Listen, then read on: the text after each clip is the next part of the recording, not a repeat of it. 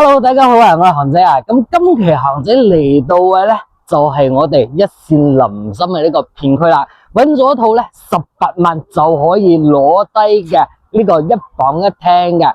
咁呢套房咧就係40個方，就係韓仔新號呢個樓盤啊。大家可以望一望。咁呢個樓盤咧由7棟樓組合而成嘅，咁都設計翻我哋呢個花園小區嚟嘅。都係有翻電梯噶，大家可以放心啦。咁而家咧賣住嘅嗰個屋苑咧，佢都係屬於基本上全新裝修，業主咧住翻咗唔好幾日，保養到咧係非常之 OK 嘅。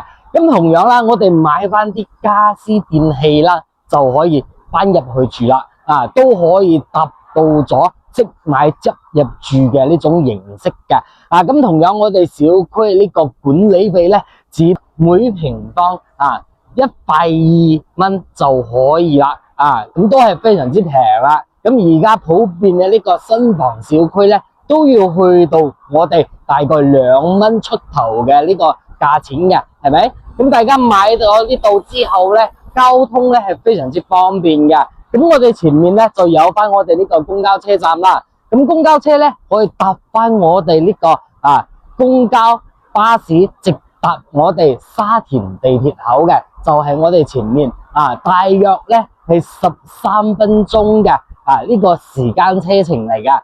咁交通方面非常之 OK 之外咧，仲有翻大型嘅商業啦。咁我哋去翻大型嘅商業咧，同樣都係非常之方便。咁沿住我哋呢條路直行咧，坐翻我哋公交車咧，3個公交車站就可以去到我哋天虹老天虹嗰邊，同埋去到我哋成業一中心。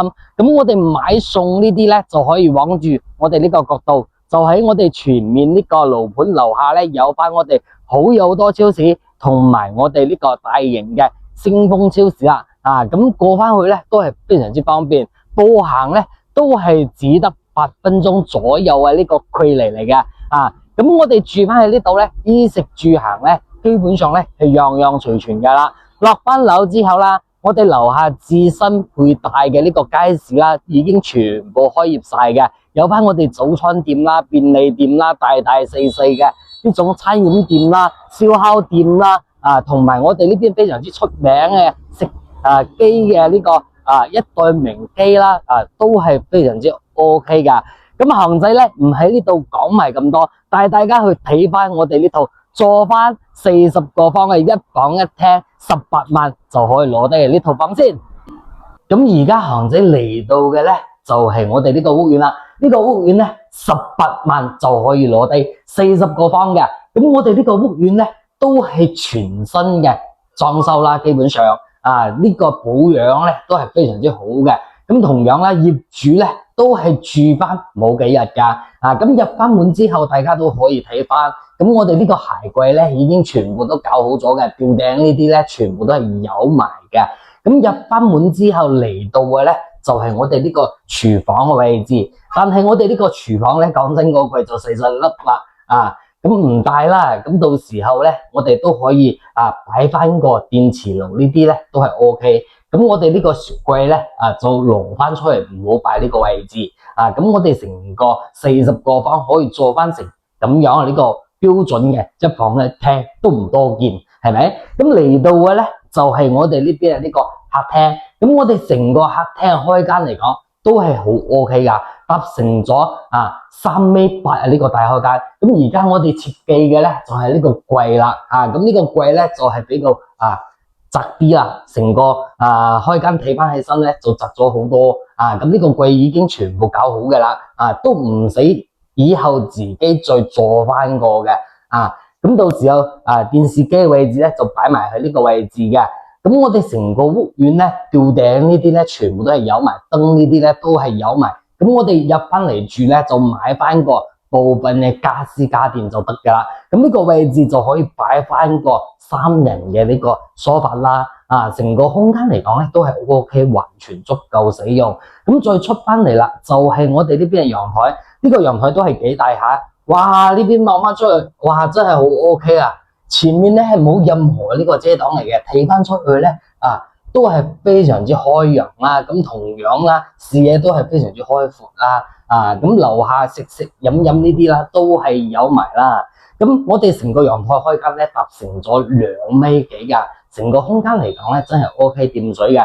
咁再過翻嚟呢邊啦，就有翻個衛生間啦。咁我哋成個衛生間咧都係四方方嘅，方正都係幾大下。咁淋浴區啦，同埋我哋馬桶位置啦，同埋我哋呢邊嘅呢個洗手台啦，全部都係搞好嘅。咁同樣佢都係名次嘅呢種設計嚟噶。咁再入翻去睇一睇我哋呢邊係呢個房間先。咁我哋呢個房間咧就擺埋喺呢個位置。咁我哋成個房間空間嚟講咧都係夠用嘅。咁我哋成個櫃咧全部都係搞好嘅。咁我哋做翻嘅咧都係榻尾，空調呢啲咧都做好咗噶啦。我哋呢個床啦都係做到1.8嘅呢個大床嚟嘅。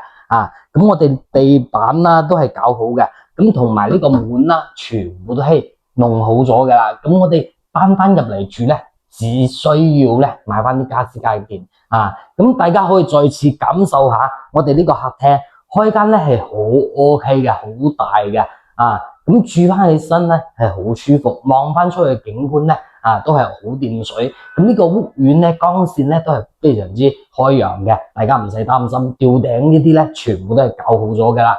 咁呢套房咧而家只得賣翻我哋18萬就可以攞低。咁同樣佢都係可以做埋呢個按揭啦，或者我哋一次俾晒啦，都係得嘅。